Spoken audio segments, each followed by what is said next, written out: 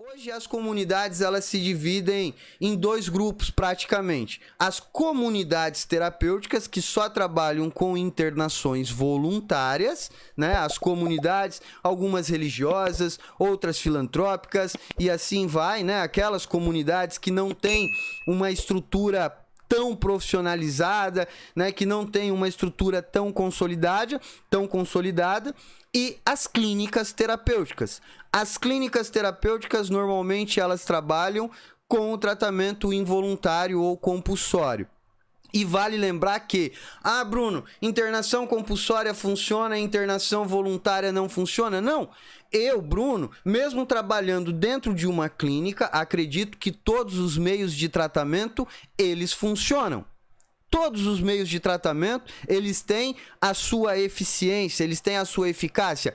O problema é que muitas das vezes a família erra no tempo, erra na hora de buscar ajuda, fica esperando o caso se agravar.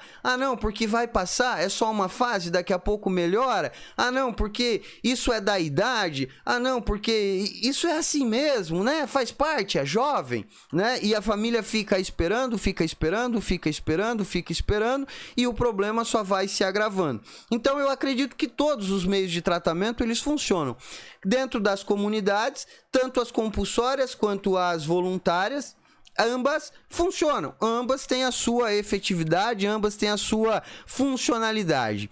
Dentro desse momento eu gostaria de salientar um detalhe muito importante. Até pouco tempo atrás, não existia uma regulamentação que falava sobre as comunidades ou sobre as clínicas, né? Então, o que é que aconteceu?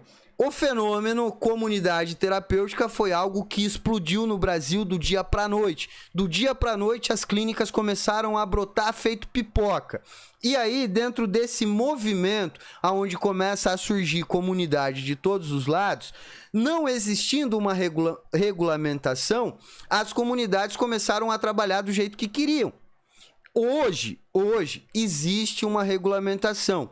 E aí, muitas famílias acabam não se atentando a esse detalhe, né? Movida pelo desespero, movido muitas das vezes pelo desconforto, pela situação, e aí interna em qualquer comunidade, em qualquer clínica. E, gente, não sintam-se menores ou inferiores porque você não tem condição financeira de pagar uma clínica particular.